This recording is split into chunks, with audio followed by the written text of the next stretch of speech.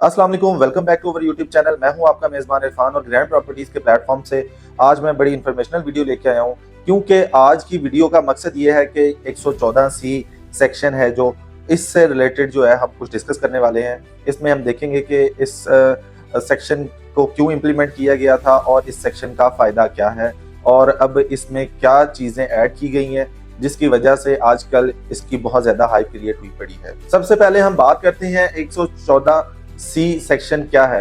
ये बेसिकली 2001 में एक कानून मुतारिफ करवाया गया था गवर्नमेंट ने कि जो लोग नॉन फाइलर हैं उन टैक्स नेट में लेके आना और फर्दर इनको जो है टैक्स नेट में ला के अपना जो रेवेन्यू है वो बढ़ाना। इसका मकसद ऐसे अफराद को टैक्स नेट में लाना था जो लोग अच्छी इनकम तो करते थे लेकिन अपनी रिटर्न फाइल नहीं करते थे, तो इसलिए इन लोगों को टैक्स रिटर्न में लाना गवर्नमेंट ने समझा ज़रूरी है और इसके लिए कुछ पाबंदियां की गई और उन पाबंदियों के तहत ये असरात हुए कि वो लग्जरी गाड़ियां नहीं खरीद सकते, इसके अलावा वो कमर्शियल प्रॉपर्टी नहीं खरीद सकते, इसके अलावा वो रेजिडेंशियल प्रॉपर्टी नहीं खरीद सकते।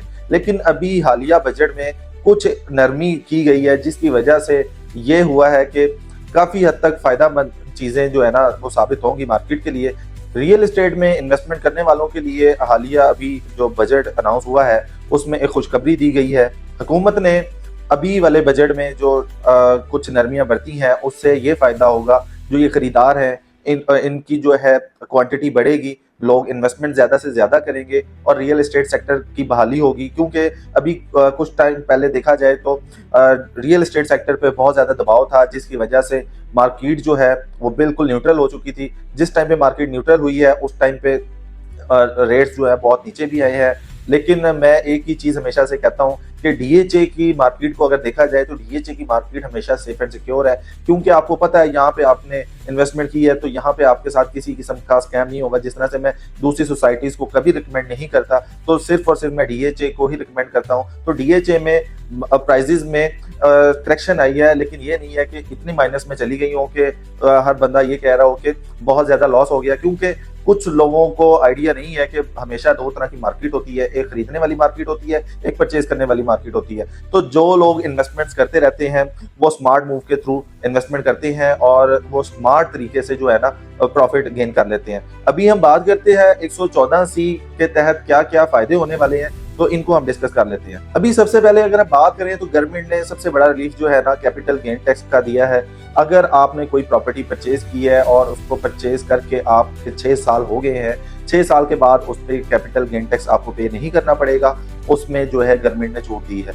ये बहुत बड़ी न्यूज़ है क्योंकि कुछ लोग प्रॉपर्टीज परचेज कर लेते हैं और लॉन्ग टाइम के लिए इनको रख लेते हैं, क्योंकि वो सोच रहे होते हैं कि जिस टाइम पर लाइक किसी ने फाइल खरीद ली है तो उसके बाद उसकी बैलेटिंग होती है, उसके बाद उस प्लॉट की डेवलपमेंट होती है, डेवलपमेंट के बाद उसका पोजेशन अनाउंस होता है, पोजेशन के बाद जाके वो वहाँ पे घर वगैरह बनाना चाह रहे होते हैं या घर बना के सेल करना चाह रहे होते हैं, तो एक अच्छा खासा टाइम पीरियड उनको वेट करना पड़ता है। तो गवर्नमेंट ने इस चीज़ को मद्देनजर रखते हुए ये चीज़ें डिस्कस करना ज़रूरी समझी है अपने बजट में कि लोगों को इससे फ़ायदा हो। अभी इन चीज़ों का फ़ायदा उठाने के लिए जो है ना मार्केट बिल्कुल रेडी है और आप लोग वेट ना करें, क्योंकि अभी ये एक ही न्यूज़ है। जो लोग नॉन फाइलर हैं उनके लिए खास तौर पर ये सबसे बड़ी खुशखबरी है कि वो 5 करोड़ से कम बजट की रेजिडेंशियल प्रॉपर्टी परचेज कर सकते हैं, 10 करोड़ से कम प्राइस वाली कमर्शियल प्रॉपर्टी परचेज कर सकते हैं।